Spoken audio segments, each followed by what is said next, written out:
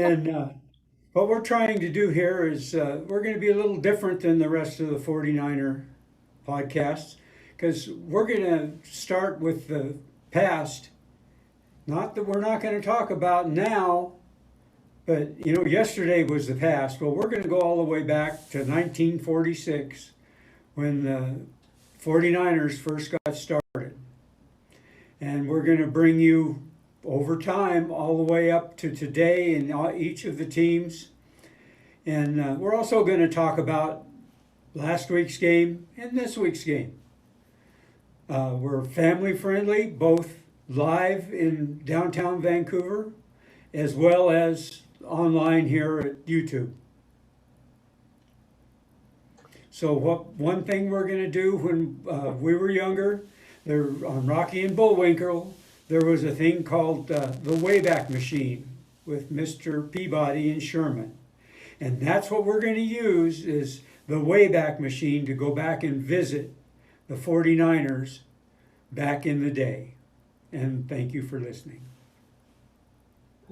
Great introduction, Gary. Thanks very much. Yeah, we're going to set the Wayback machine today. And we're going to go back to the first year, 1946, of the Niners inaugural season. But we're going to talk a little bit about how they got there and who their most important draft choice or in those days, employee was to that first 49ers ever. And I'm going to take who I believe is singularly the most important 49er that's ever lived.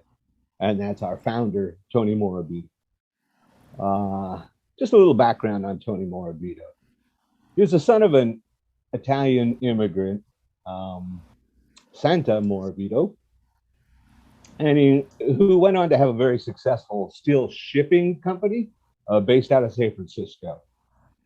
Unfortunately, as a side note, during the Great Depression, his business unfolded.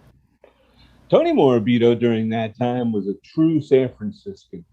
He played high school football at St. Ignatius. For those from the Bay Area, everybody knows St. Ignatius. They win state championship after state championship every year. He played his college ball at the University of Santa Clara, my old alma mater.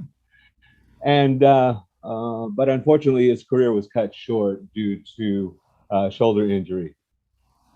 Finally, he graduated from University of Santa Clara in 1931, and that was the height of the Great Depression. So what he did, he's got his fresh new business degree, and he's going to go out and try to attack the world. But what he ended up doing was taking a job driving a taxi cab for $80 a month. Well, the Depression started coming to an end, and entrepreneurs started doing things, and so did Morabito. And he started a lumber shipping business, kind of based on the model that his father had started to use, and it became incredibly successful very quickly. By 1940, when Morabito was 30 years old, he was already a millionaire with a very successful lumber shipping business.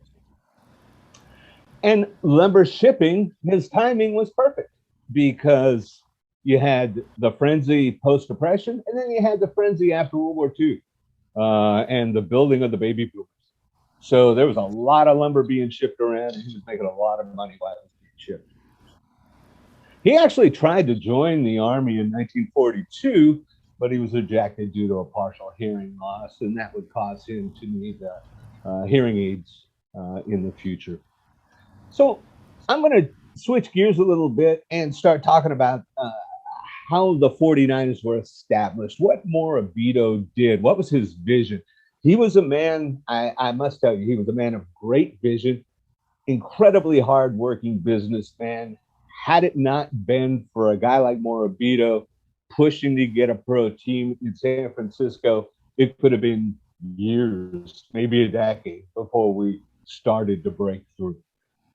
So before World War II, Morabito became convinced that San Francisco was ready and could financially support a professional football team. And football was his sport. The NFL was well established in the eastern United States from Chicago east, and it was thriving. And Morabito wanted to bring that success to the West Coast and to San Francisco in particular. So, and in addition to that, he looked at college ball around the Bay Area, and there was some huge rivalries. Stanford and Cal, believe it or not, University of Santa Clara and the University of San Francisco Dons. That was a huge rivalry. So he looked at that and he said, we've got these college teams selling out stadiums with 80,000 people in them every weekend, but we don't have a pro team here. So looking at those two things just emboldened him more to go in front of the NFL. So in 1942, it was the first time that Morabito presented his case in front of the NFL, and the NFL immediately dismissed him with no reason. Just, nope, we're not ready to go there yet. So it was a big letdown for Morabito, but he wasn't about to stop.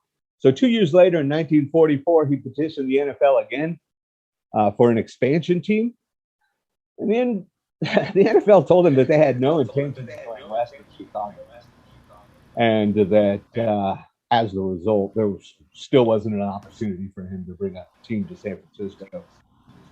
But Morabito that same year heard that Chicago Tribune sports editor Arch Ward was trying to start a league to compete with the NFL, because he wanted this. He had the same vision as Morabito. He wanted to see things go west of Chicago.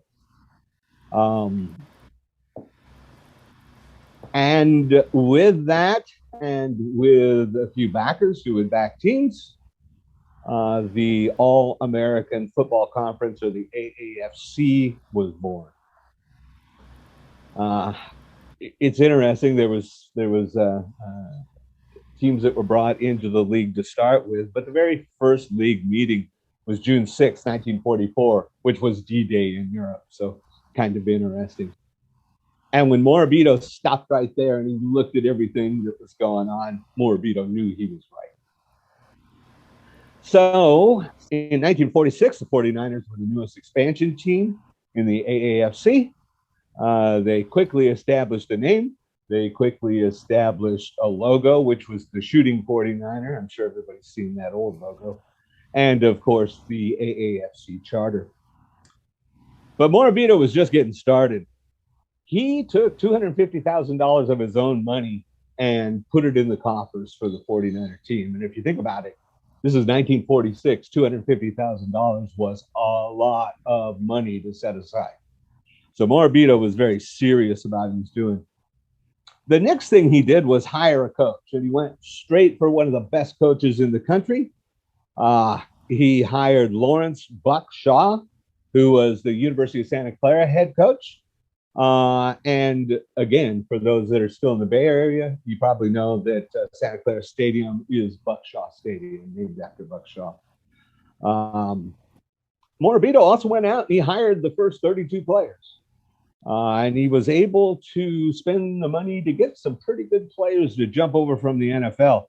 Among that first 32 were Frankie Albert, Alan Beals, and Lynn Ashmont. And for 49er fans who have been around for a while, everybody knows about the Lynn Ashmont Award for being a good citizen both on and off the field. It's a coveted award presented every year to one 49er. And those 49ers are grateful and humbled to receive that, because it's voted on by their peers, the players on the 49ers. Over the next few years, he added some more folks. He started the $1 million backfield, and I think that's a term that people have heard for a while. The original $1 million backfield was Joe the Jet Perry, Hugh McElhaney, and John Henry Johnson, which was quite a backfield in those days. Over the next couple of years, he also brought in R.C. Owens, Bob St. Clair, Leo Nomalini, Wyatt Tittle, and then John Brody. His players loved him. It was a first-class organization, and the rest of the NFL started taking note that this guy was able to go out and get players to jump to this new league. His first season in the new league, the Niners were 3-9, but he still knew he had a winner in the making. And here's something interesting. The very first game that we ever played was against the Los Angeles Dons. That was their name at that time. Later, they'd become the Rams. And they played at Balboa Park in San Diego. There was a huge stadium there. I know, Gary, you're very familiar with that stadium. And there were no college stadiums in Los Angeles that would allow this game to occur in LA, so they moved it to San Diego. And the Niners won in OT. So our very first game, we beat LA. And to me, LA will always be our rival. This short little decade here when the Seahawks is going to go away when Wilson goes away. Was that okay to throw in? I hope that was okay to throw in. So for the next 12 years, Morabito owned the team. Go ahead and Google that. Take a look, read up, see what happened during those 12 years. I want to go ahead and skip ahead a little bit. In 1950, Morabito was having some problems with his health. He went to a doctor who diagnosed Morabito as having heart disease. And his doctor told him that he should get rid of all the stress in his life, including selling the 49ers. Morabito has a very legendary response, and I don't know if this is folklore, if it's real, but the response was, "What the hell? If I'm gonna die, I might as well die at a football game." He sounds like my kind of guy, but there's a little with that saying. On October 27th, 1957, I was 2 months old at that time. The Niners played the Chicago Bears at Kezar Stadium.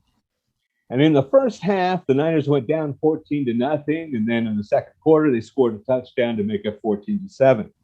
While they were lining up after that touchdown for the ensuing kickoff, Tony Morabito collapsed in the owner's box. He was there with his wife and with his beloved brother, Vic. Vic has a whole history with the Niners. It's a whole nother show. But Tony was really the brains behind the whole thing. The Niners knew that Tony Morabito was a devout Catholic. They also knew that Father Bill McGuire from St. James Parish, which is very famous in San Francisco, was a season ticket holder, and he was at the game.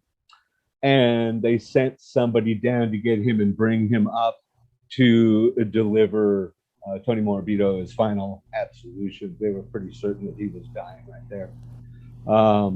When he was done with the absolution, Morabito looked at him and said, "Thank you, Father." And then those were his last words. Shortly thereafter, he passed away. He passed away at a game, folks. He died at a 49er game. That's a pretty good band, huh?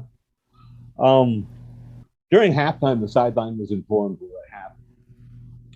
And they went out there for a come from behind victory, a win one for Tony victory in a very emotional 21-17 victory. So I guess to sum up, Morabito is truly the most important 49er of all time. And we all owe him a debt of gratitude, because without Tony Morabito, it's quite possible that we don't have the 49ers as we know them today. So that's my breakdown on Tony Morabito. He's, I think, the greatest 49er of all time. And that's it. That's all I have. Gary, I'll go ahead and turn it back over. Okay, Rich, Tony Morabito is definitely the heart and soul of the 49ers. And, yeah. I'm going to choose one of the more popular positions, particularly nowadays, and that's quarterback, the first quarterback for the 49ers. He went to Stanford, and he was born in Glendale.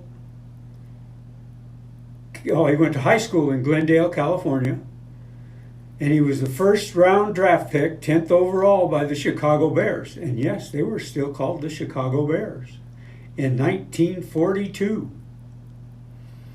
He played for the 49ers for 7 years, quarterback. He kicked, he punted, and he returned kicks and punts. But one of the unusual things about him, particularly at that time, he was left-handed. He's been compared to Steve Young. In college there at Stanford, he got into the Heisman voting. He was 4th in 1940 and 3rd in 1941. He was also a consensus All-American in 40 and 41. Now, they didn't do stats quite as much as they do now back in 1946 and on. But he set up quite a few completions, 104 for 197 attempts his first year. And another one of the unusual things about him is number. You wouldn't recognize him as a quarterback if you saw his jersey because his number was 63, which just happens to be my old high school number that I got rid of real quick because the jersey was too tight. But we won't get into that. And so this is what we're going to do is take a player that from that time slot, which is 1946, and he played all the way on to 1952 as the quarterback for the 49ers. So I hope you enjoyed this segment, and as it's also been said, twizzle, twazzle, twazzle, twone, time for this one to come home. We're mixing Wayback Machine and Mr. Nichols, but hey, it's still...